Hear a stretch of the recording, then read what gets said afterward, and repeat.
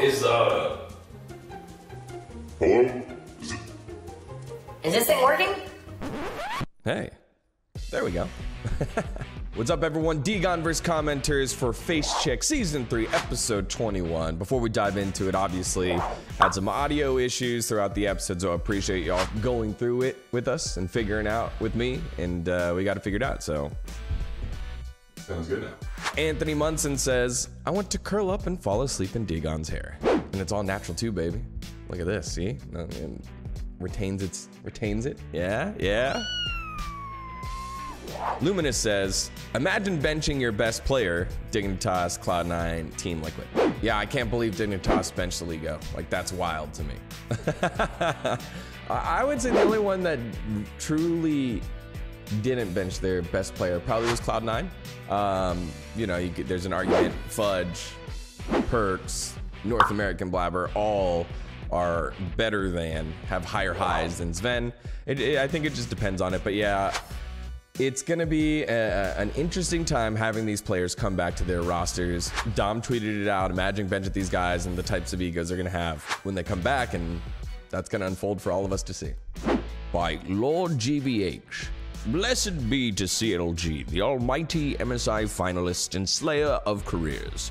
Nobody and no org can stop the coin flip legacy that will inevitably be Hotshot GG's legacy. He used legacy twice there. Hell yeah, CLG, 3 wins. They're on top of the world. The last 2 years completely erased. We'll see what happens. And if this team's able to get it together, that's great. Yeah, let's just see if this team comes together and reaches their potential. The homie Crash B800 says, you guys should watch 100 Thieves Academy. They unironically have better tower dives than most LCS teams. Take a look. RS says, is really sad to see so many roster moves at the peak of summer split. NA teams themselves are destroying even their minute, I think it is, chances of getting out of Worlds, all caps, when literally most of the other region big teams are sticking with their roster pretty much the same. All right, that was a comment. Yes, I agree. Sad is not necessarily the move, I think, to call it, as well as the fact that, like, it's a triple round robin. At the end of the day, like, it's up to them to see how they want to use their roster. I just think that some positioning with it, right? Saying, hey, we wanted to get games for someone. The way that Immortals did it, even though I disliked the fact that Pretty was getting games instead of anyone else on that roster. That was very clearly stated, hey, this is a 1-game thing, which I think I misstated on the broadcast. That's on me. But that is how you do it. It's not like, hey, you know, he's benched. You know, jeez, the statement that Dignitas made was ridiculous. Spiced Pudding says, Team Liquid look like a mess. Jenkins is not good enough to fill Alfari's shoes. Jensen seems to be trying to keep his KDA intact more than win. Santorin is just doing weird things. Tactical looks better than Spring at least. Core JJ is basically the captain of a sinking ship. All right, I think the first part is true. Like, I think Bobby J, although doing well, is never gonna fill Alfari's shoes, right? Like, that's just kind of a given. He was the best player on the team, one of the best players in the league. No one's gonna fill that. Jensen trying to keep his KDA intact, I just don't agree with that. No player is truly thinking about their KDA in the middle of a game. Maybe you'll hear it in the comms at the very end or when they're snowballing, but in like games where they're in it, no one's thinking about that. They're trying to find ways to get back, and Jensen is a control mage guy, and so if they're losing control of the map, he can't do anything. He's a very great punisher of mistakes, one of the best punisher of mistakes that we have. So I don't think him like playing reactively and waiting to find the opportunity to strike that never comes is him playing for KDA. So I think that's a trash take. Santorin is just doing weird things. That's just a generic statement. Tactical better than Spring at least, that's true. And then Core JJ, captain of a sinking ship. I don't know if it's a sinking ship, it's just going the wrong direction. It's not overreacting. They're not in last place. That's a sinking ship.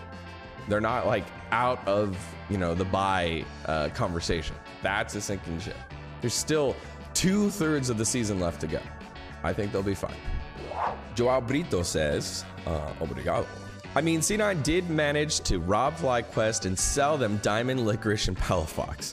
One of them has already been benched, and the other two ain't looking so hot either. I would say that Cloud9 makes a lot of its revenue, right, from investors and also selling players. Like, that's just what they've been known for the last 5 years. They're a talent machine, kind of like what Curse / Team Liquid was before that, probably like the 2 to 3 years before that, right? They had Curse Academy, and there was talent that was getting pumped out and being spread amongst teams. And if you don't know, just go look up Curse Academy, and you're going to see how many guys you know from that roster that eventually made it to the LCS on a different team. So I don't have any problem with what Cloud9 did. I think on the FlyQuest side, they were put in a tough position in terms of Moneyball, given a little bit more stricter budgets, obviously, and swapped out. I would say that team just isn't quite gelling together, because we have seen them win games and look dominant, but it always feels like something is breaking. Yeah, I would point to Licorice in the top lane, right? When he's good, he's great. When he's bad, he's bad. And there's too much of a variance right now between the good and bad games. I hope that he refines his form, because he was one of the greats. We would talk about Fudge, Alfari, whatever. That was the same reverence we talked about Licorice with on, I think, his Cloud9 run. But I guess we'll see what happens here with that squad, and see what happens with Cloud9's business of creating players, coaching them through academy, and then selling them off later, especially given the fact that we now know that King is back to the bench, VENN is back on in. Did King's value go up, or did Cloud9 shoot the value in the foot because he didn't really generate a lot of buzz while he was in the LCS? Romney Gonzalez, with a Z, says, XD, that Moneyball analogy. Reaper and Gyotto are the best coaches on the region and is not even close. I'm trying to think if that's true. Running through the coaches, are they better than Jatt? I mean, with a substitution, maybe. Jatt has still not won an LCS title since leaving the casting desk. It's hard. Mithy / Rainover? Maybe not. So that's who's TSM's coach. I mean, is it Bjerg? Bjerg the best coach? / Parth? Bjerg, Parth, Curry, whatever that combo is. Yeah, I mean, I think Reaper is one of the best coaches, and he has a very specific way it works, very much like traditional sports, where if you're gonna go play for Belichick over for the Patriots, there's the Patriot way, that's Belichick's way, right? If you go play for basketball, it would be like, oh, you're gonna go play for Greg Popovich or San Antonio Spurs. There's a very specific way you're gonna play basketball. Mike D'Antonio, which has the triangle offense, great offense, very specific way he's gonna coach. So I think Reaper is kind of in that caliber. And to be honest, I don't know Gyotto well enough in terms of his impact on the team. Obviously, he's running the squad. They're making moves. Some of them work, some of them don't. They caught, lightning in a bottle that first week of the restart. So I think it's interesting to put Gyotto in that kind of category, but definitely Reaper is one of the best coaches that I know.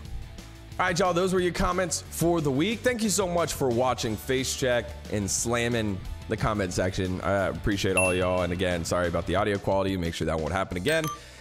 Make sure to tune in this weekend for the LCS. I'll be doing my post-game interviews with players, and then, of course, Monday for more Facecheck. Catch y'all later.